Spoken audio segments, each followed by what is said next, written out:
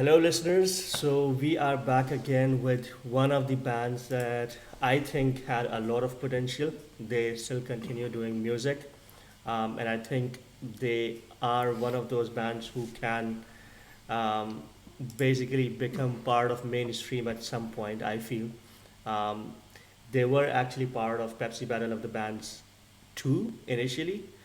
They weren't picked for the final eight, but the judges had to face a lot of backlash because the audience felt that they had great music, they had great band, they had great bunch of musicians, and eventually they went on to perform again in season three. They got selected, and then, I mean, they have been doing music in parts. They have been covering songs, doing some collaborations. This track, interestingly, was composed by one of their ex-singers. Not composed. The lyrics were penned by one of their ex-singers, and then he left the band. The song was remade without him with new set of lyrics, but the arrangement and the music composition, the melody itself, everything was same. The band is Khamaaj, and the song is called Rehai. So let's listen to it and then we talk about it. Okay, three, two, one, play.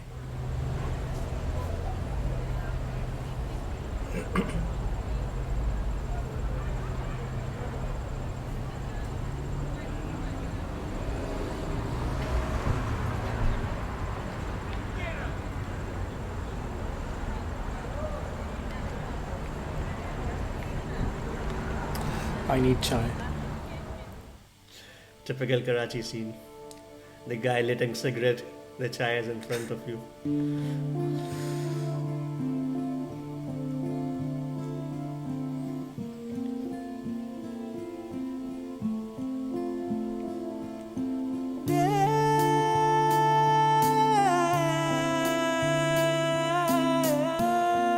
Aha. Nice.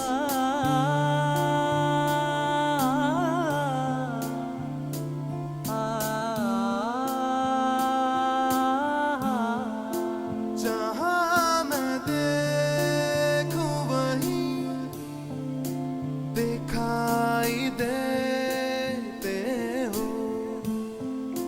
खामोशियों में भी Sounds like a OST. सुनाई देते हो There are two singers in this track. बांध के तुम जब भी लेके चलते हो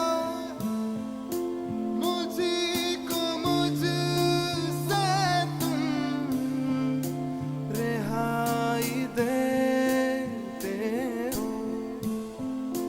ये इश्क आसान नहीं समझ भी जाओ तुम चले ना सांस मेरी अगर न आओ तुम अगर न आओ तुम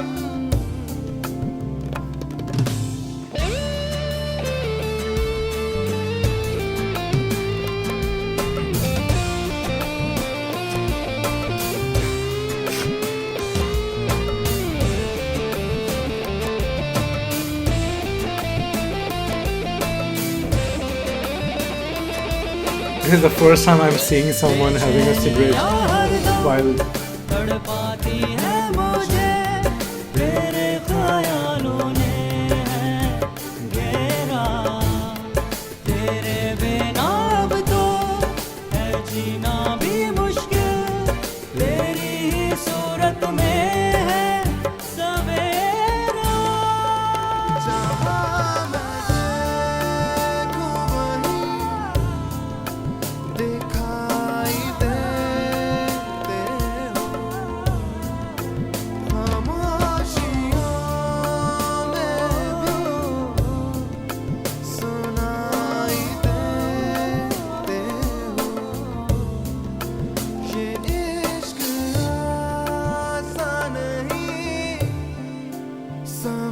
भी जाओ समझ भी जाओ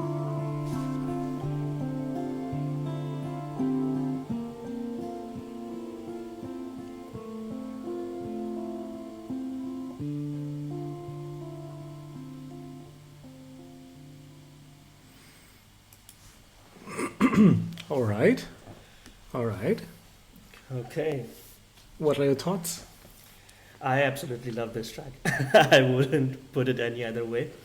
The reason being, it's my kind of music. These musicians have the element of Sufism in themselves as well, and it reflects in their music too. The kind of music that they do. They love Abda Parveen, for instance. They try to cover her song a lot, and after a very long time, I don't recall, there was, I mean, this is the band who had tabla and dholak player as part of the band lineup. So they were not some add-on members who were just performing with them on stage or just introduced as part of the song. Interestingly, they didn't have the drummer in their initial lineup. They only had the tabla and dholak in their lineup. And I just love tabla with guitars. I Yeah. just dig for it. Yep. I just dig for it. One of those combinations. One of those deadly combos that I just love. I would just put this song on and close my eyes and listen to it during nighttime, and it would seep through my heart. It is that kind of song for me Yeah, personally. if they had flute, Oh, that yeah. could have been It reminded me of actually Mikal Hassan band. I think Mikal Hassan band had the tabla player in their lineup. That tabla, was flute. flute. Yeah. One of the best lead guitarists. One of the best, one of the all-time best, absolute best. But talking about this song, um, I loved the use of each and every instrument and subtlety. So it wasn't, I would say, for instance, drum.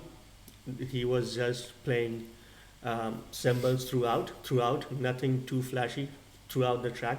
Only at one instance he actually went on to the harder beats and Snare. it Yeah. snare just for few seconds, and it felt lovely too.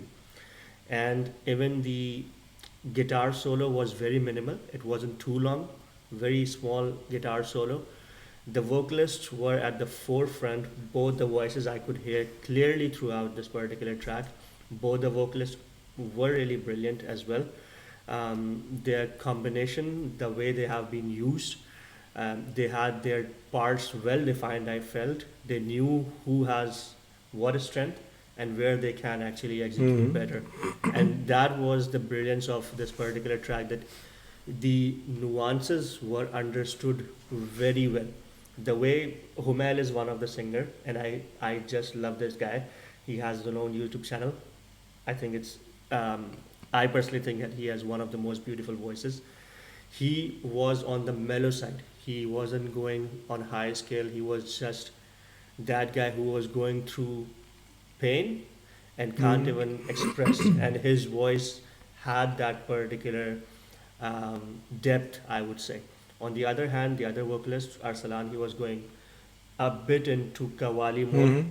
a bit Mhm. high, and he had his strength there. So I felt that the overall track was understood brilliantly by whoever composed it, whoever came up with the arrangement of parts as well.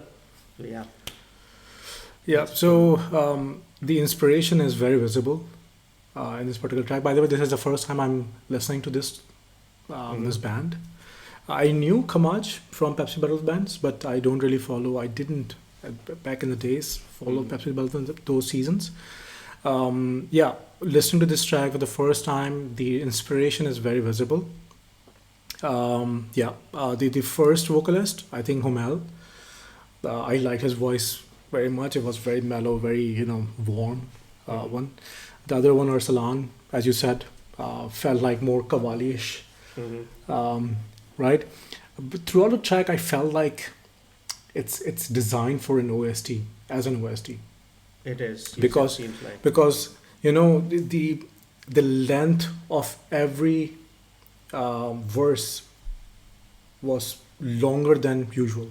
The time signatures were Mhm. such that every single line of the verse were delivered in a long span. Hmm. And the sudden the transition that I didn't like when the guitar solo came on. Although I enjoyed the getup, the that was very surprising. A cigarette while performing a guitar solo. That was the first time I've seen such a thing. But the transition was very jarring, and it also felt like something that OSTs employ, Mm-hmm. especially mapping on such scenes in drama serials. Sudden onset of something harsh, Good point. something Good point. heartbroken, or Hmm. some such. So yeah, that's what I felt. I enjoyed the tabla pretty much. Yeah. Also, the lyrics felt like uh, it wasn't the highest priority in this particular track, Yeah. but again, also felt like it.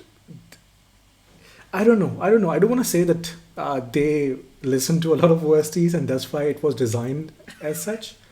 I don't think so. Yeah, yeah, because there's very evident inspiration of Abda Parveen and the Hmm. Sufism in their tracks. But all in all, I think the individual parts felt very, you know, um, individual, but some of their parts were greater than the individuals, and Hmm. that this is something that should always happen, and that's why the track itself as a whole feels very nice. Hmm. Yeah, absolutely. I think one day we would listen to their cover of Abda Parveen's track, which is called Jab Se Tune Mujhe Deewana Hmm. Bana Rakha hai. It's one of the most famous qawwalis of Abda Parveen that she Hmm. performed. And they did a very, very good cover, I would say, that we should listen to It's a someday. huge shoes to fill. Absolutely, absolutely. I don't think that they managed to do that, but it's still, I mean, who would, who would? No one who would. would, No one would. No one would. who can? Yeah, I So think they if we put go on a into disclaimer. yeah, if we go into a cover with the expectations that this would be as good as Abda Parveen, never gonna happen, and you are setting yourself up for disappointment. Disappointment, absolutely. Absolutely, you are. So we will listen to it, but just from entirely different lens, probably someday. Absolutely. Yeah. But yeah, thanks for enjoying this track with us and let us know your thoughts. What emotions did it evoke for you? And what do you think about this track in general? We'll catch up on the next one then. Until then, take care. Bye Bye bye. bye.